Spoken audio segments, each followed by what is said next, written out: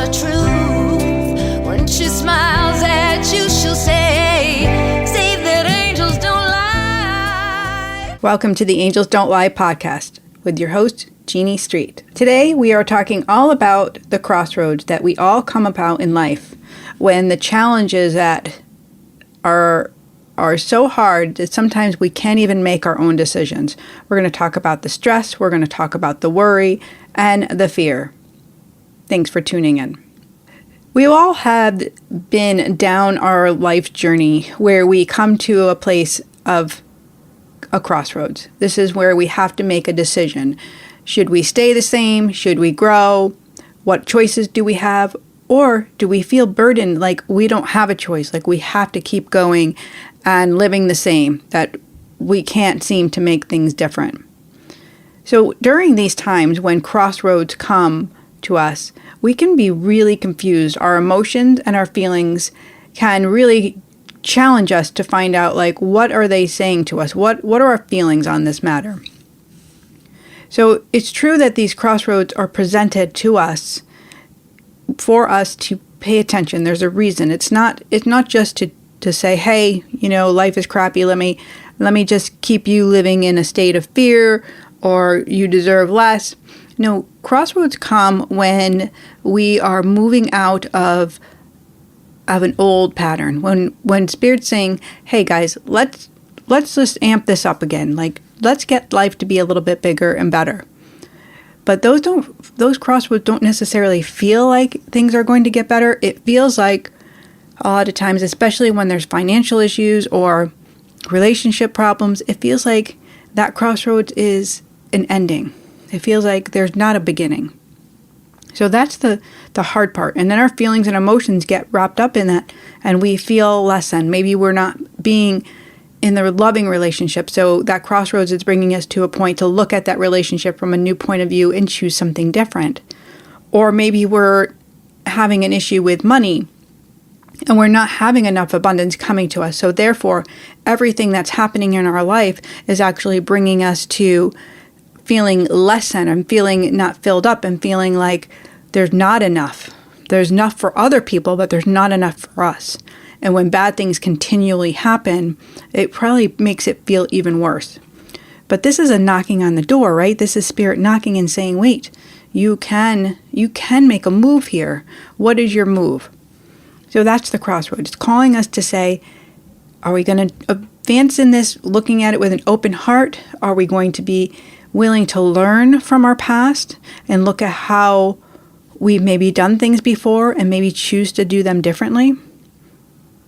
And I'm not a fan of always looking at our past because I don't feel like it serves us when we stay in the stories of it. However, when we do look at the past in terms of to learn from it, what we can understand is where we may have chosen something that hasn't served us. We can maybe see where our reactions are not of the highest and best value. We can really take the old situations of looking at our past to decipher hidden triggers that have built up a wall, that have created a structure out of belief system from fear. Right? So this is big when we talk about how fear has built up over the years and how our patterns are created and then our triggers are born from there. So our feelings are our senses telling us a story. So your feelings are your senses, right? So you see something, you notice it. You feel something with your hands, you feel the energy of it.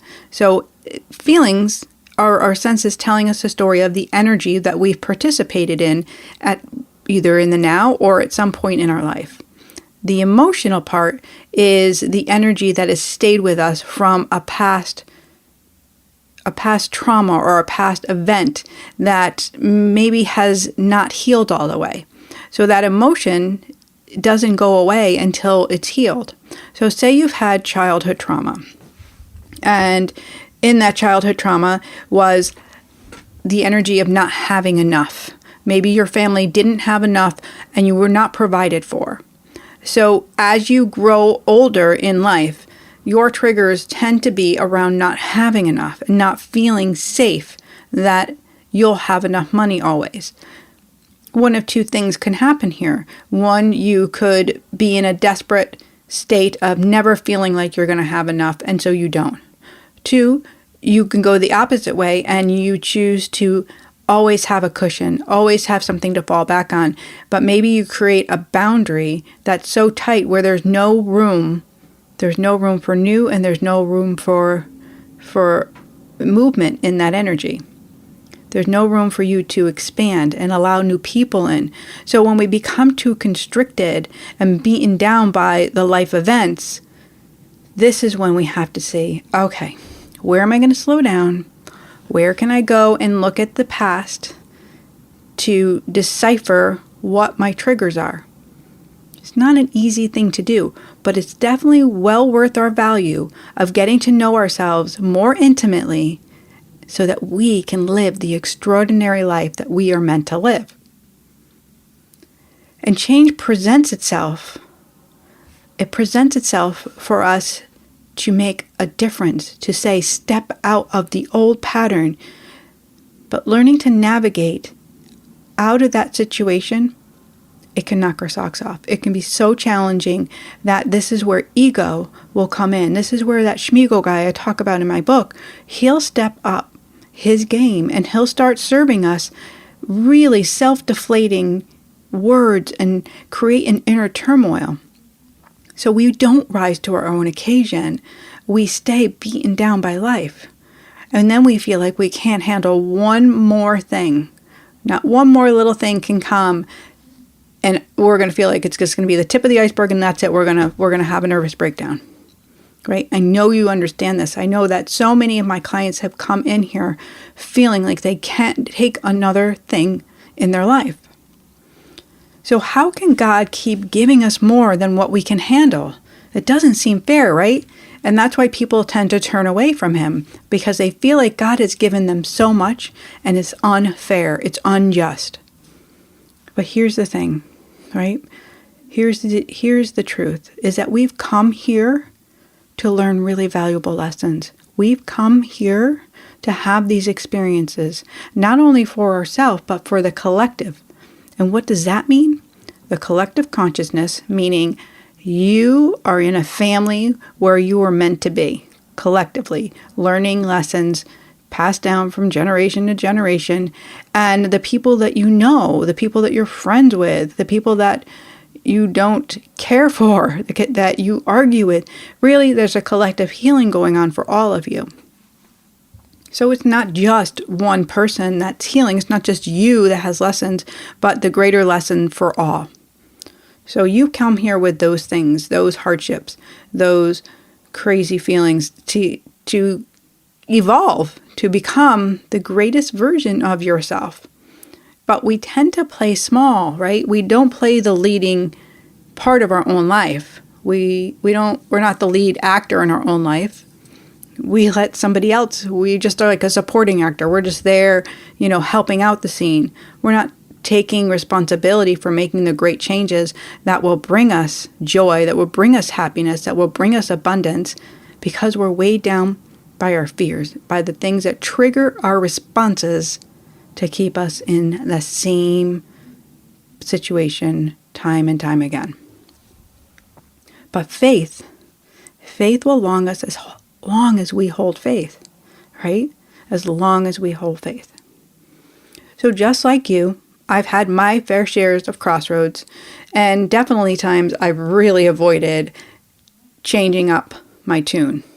These are experiences that I look back on and I see as a blessing. I see them as stepping stones, as teachings for where I can really improve and I can up my game. I can say, hey, look, I wasn't at my highest and best here. I can do better, but I can do better. So I would like to invite you to think, where can you do better in your life for you? Where can you up your game for you? I've had this client I've been working with who struggles with making decisions for herself. And because she doesn't have this confidence, this inner confidence, self-love, which she does try and work hard towards, she still isn't able to make decisions and stick with them because she second guesses herself. She feels like, what if I do something wrong, right? And, when she first started coming to me, her biggest thing was she was constantly going to the store and buying items and then having to return because she could never make a decision. So she would, just buy a whole bunch of stuff, hold on to it, try it on, see if it fit, and if it didn't fit, then she was bringing it all back. And so she was exhausting her energy, exhausting herself because she couldn't own her own decision making. And I know this is true for so many of us, is that owning a decision that's really hard, that's big, that's going to cause a ripple effect in our lives, is not something we want to do. Because there are other people involved, we have guilt or we have shame, and we think, I'm going to let people down if I make this decision. So we weigh all in these factors, but we don't look to love to guide us. We don't allow God to say, hey, let me help you with that, because we go it alone. So as I was working with her over the last couple of years about owning her own power, she has been able to make some decisions now with confidence, with ease, which was definitely a struggle. How did she do that? Well, because she started to go into the stories of her past, of the stories where the triggers were, where she didn't feel safe in her life to make that decision.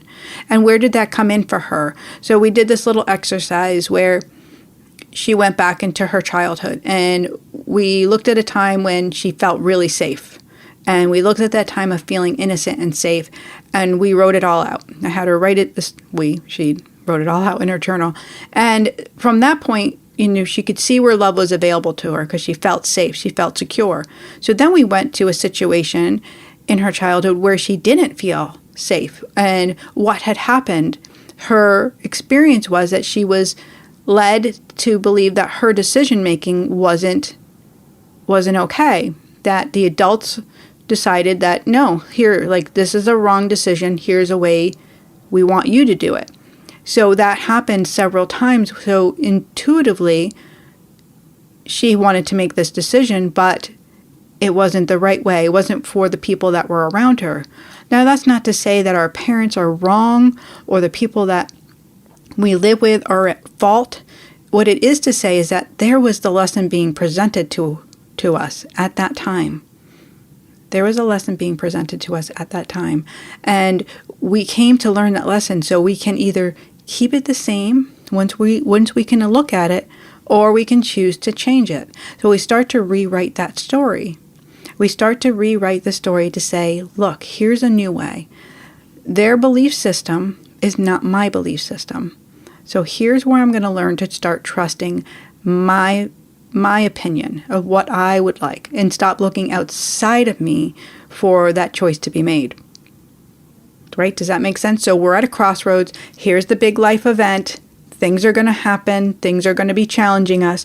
And it's our choice to either stay the same or make a decision to change. And that change is scary, but it's exciting. It's exhilarating.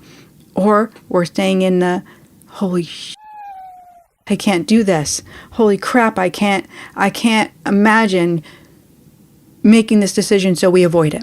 And we put it off. We put it under the carpet and we wait. And then it gets bigger and it gets uglier, or maybe it goes away. But this just ends up being a perpetual thing. So what happens when we are at this crossroads and we avoid it is it comes back, and sometimes it comes back with a vengeance. So if we're not taking care of our finances, say, and we're not, paying attention, well, we'll be at that crossroads where we'll be forced to pay attention. Maybe then we'll have debt that we have to take care of, and we don't have a way out, and we don't know how we're going to get out of this burden. When really it wasn't never about the money that we needed to take care of. It was about owning and taking responsibility for following up on our finances, of paying our bills on time, or, cleaning up our desk area. There's a bigger story involved. It's not always about the lack. It's about the story around it. I hope that makes sense.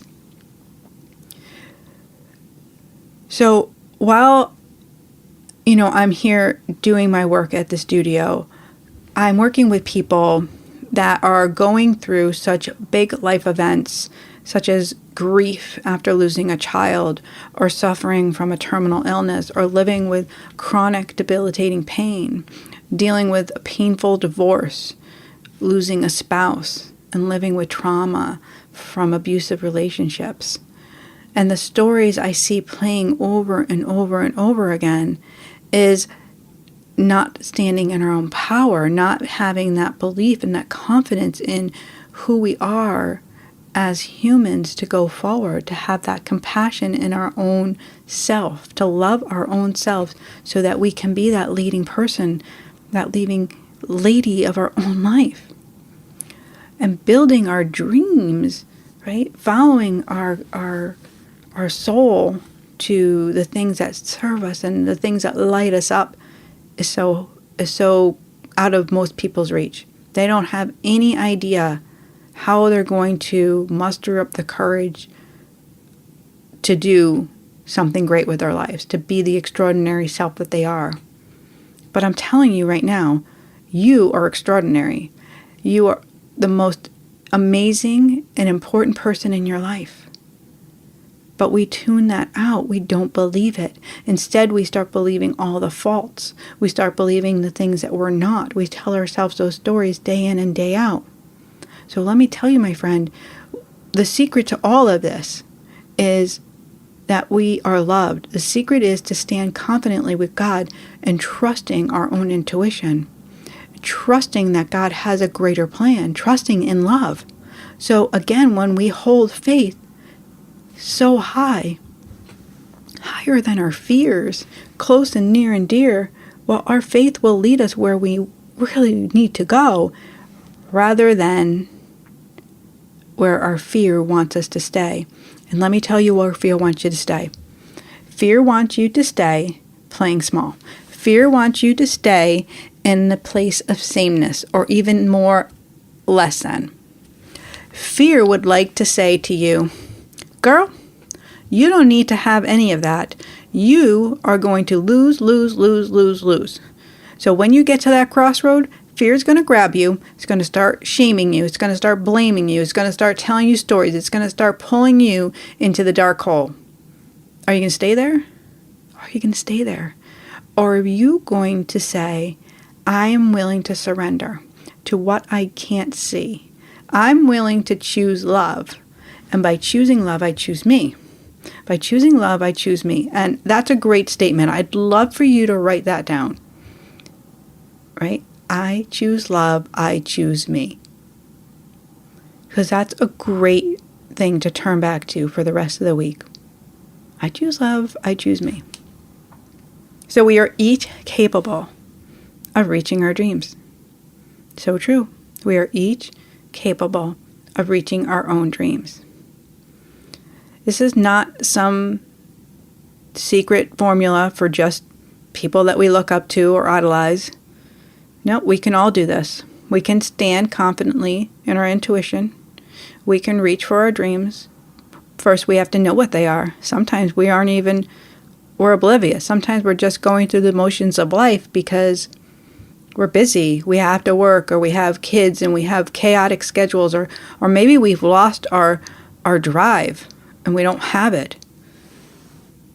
So I invite you to take a moment to try to write down one dream, one thing that you would like to work on, one thing you would like to come to fruition. Keep it real, right? I know the sky's the limit and we can get there, but let's start small, right? Rome wasn't built in a day, so let's create, one dream, one thing that you can actually take action on, and let's write it down. Knowing that we are each capable of reaching our dreams is such a beautiful thing, and it's a beautiful statement. It's a beautiful reminder that this is why we're here. So for me, what I do to follow my dreams is I tap into Spirit's guidance. That's exactly what I do. I lean into love. And, it's not easy to read myself. I don't do that per se. I lean into love and I trust my intuition. So it's that knowing that I have. It's the title of the show. It's Angels Don't Lie. So when I'm leaning into spirit, I know what I know because the truth is undeniable. So when you learn to trust your own intuition and you trust that you're plugged in to God, it's undeniable, right? It's absolutely doable for every single soul. And it's something that I do day in and day out. So there's my secret, is that I practice this every day.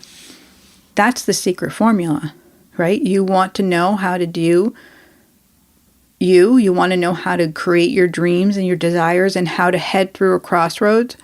Well, tune into your intuition, plug into spirit, plug into the holiness, and you will have that guidance. It's not outside of you, trust me. You can keep looking and asking and staying in the past, and you can keep it on the hamster wheel if you'd like. But if you want to make a change, if you're hungry, that's what you have to do. You got to get busy. You got to start getting zeroed in on, I am my greatest gift. I am love. So people will say all kinds of crazy things about your dreams. They will say so many things that will make it feel like it's impossible. One, those are untruths, right? It is not easy to stand in our dreams and to be confident and brave to make them come true, but it's exciting and a lot of hard work, and dang girl, when you do it, it's like, I am on fire and I feel great. But when we start saying statements like that, like, oh, it's easy for you, or it's easy for her, or oh, look, they've got money, or, she didn't have, money problems, and she didn't have struggles, or she didn't have this. When we start saying anything about another person and we start telling them their dreams are too big, or that's out of control, or that'll never happen, that's not okay. That's not okay, because we never know what God's plan is for another person. We never know what God's plan is for another person. So we have to pay attention to what's in our own wheelhouse. And if we're saying things like that, then we are definitely going to want to take a minute here and check in with ourselves before we wreck ourselves. We want to check in and see, why am I coming from this fearful place? What is it about their success or their joy or their happiness that is making me be judgmental? So I like to tell people how I proceed, as I'm going through my struggles or my crossroads. I do the same thing I do for my clients and what I teach, which is I invest in loving myself. I take the time to be gentle with myself. If I need a rest, when energy's big and there's a lot going on, I might need to take a break. I might need a rest.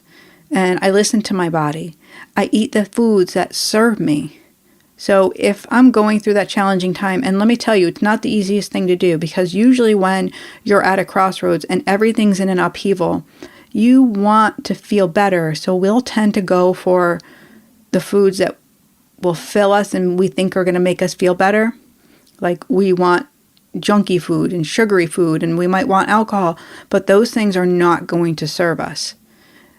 So I'll go and grab a green juice. I'll go right now, literally, I'm on a juice cleanse because I was in a place of struggle. I was having a big, all this big turmoil. I write about this in my first book, calling them the big threes, the little threes. So I got that going on right now. Big life changes that come in threes. Right now, my studio, where my studio is, the building has sold. That's a big upheaval for me. Not knowing where I'm going to go, if I'm going to continue having the whole studio or just keep my private practice. Not knowing what that looks like is scary. Not being able to navigate it without seeing it clearly is scary. On top of that, there's all this other crazy stuff that's happened. So I started to turn to sugar. I started to eat cookies and just fill up on, I even made mac and cheese one day, which is something I never eat. It was good, but all of a sudden my gut started getting really bloated. So that's when I knew I have to pull myself back in. So we all fall off our path. We all go down that road. So don't think that you're alone in that. The difference is there's not self-sabotaging over here. I'm not talking myself like crap. I'm saying, nope, all right, Jeannie, this is how you're gonna better navigate through this, is by doing the things that serve your mind, body, and soul. That means I gotta get up and I gotta meditate. That means I have to eat well. And that means I have to rest. I have to take a break. I have to allow spirit to guide me. And if I'm always running and going and jumping and doing this, I won't be able to navigate through those new doors. I won't be able to hold my faith. So those new doors are going to be opened because my faith tells me they will be. Not because I'm tapping into spirit and asking always to see, but I'm trusting. Just the same way that you can know and trust that at your crossroads, you can hold faith and know that God has more for you if you participate in the healing at hand. It's beautiful, right? So I'll tell you that this experience, the challenging, all of them that I'm going through, are meant for me. They're mine. You can't have them. They're mine. I don't necessarily want them, but they're mine. These are for my soul's growth. These are for my soul to evolve. What are your soul's growth? And what are the lessons that are meant for you? What are the experiences that you're going through? Can you trust that they are for you? That they're meant for your greatness and not for you to suffer? The truth for every living soul is that love is always and has been available to us. It always is, and it's always available to us if we choose it. If we start with self-love, beautiful. So our lessons, my friend, they are hard. The experiences we go through are even harder. Yet when we allow love to guide us, we experience more love and our soul grows. We are meant to evolve and not stay the same. You are meant to evolve and not stay the same. So there's your crossroads. Do you want to stay the same, or are you ready for the more? So the energy that goes into following our dreams and creating our extraordinary life, it's available to us. It's not meant for just others. It's not meant for Sally down the road or the guy over there or the other person. It's meant for you. Right? Dreams are our own personal destinations. We just have to align with the truth and lean into love, believing that they can come into fruition. Right? Especially when we're very clear and we're sitting down and we're journaling these dreams and we're writing them out. We have clarity on them. I'm not talking about dreams of grandiose things of, winning the lottery and never having to work again. Yeah, would that be nice? Yes. But your souls come here to do things. So those are the dreams I'm talking about. What lights you up? What lights you up as a human that you want to have those experiences? Maybe you want to travel. But in order to travel, you might have to work for a few years. I don't know. You've got to make that plan, but you've got to get clear on it. And that's why you need your journal. Right? You've got to be clear on it. We can all shine. We can all shine. It's just a matter if we're brave enough. If we're brave enough to stand in our own power. If we're brave enough to stand in our own power. Here's a great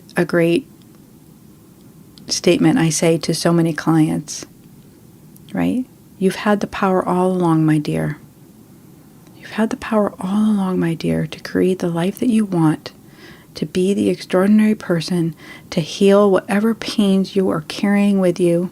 There is no pain too great for God to take over. So you've had the power all along, my dear Glinda, the Good Witch from The Wizard of Oz.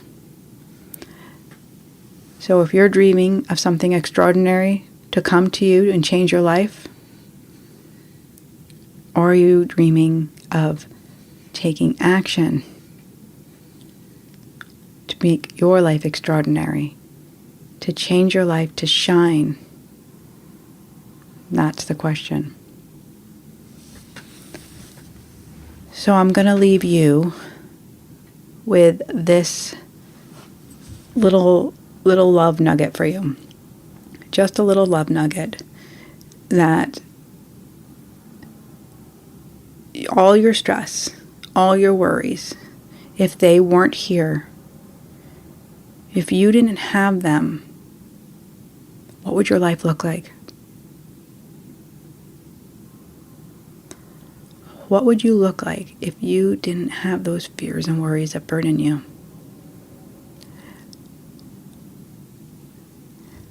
Thank you so much for tuning in, and I hope that you have a beautiful day. And I know what I know, because angels don't lie. I'm Jeannie Street, and I'm out of here. Have a beautiful night.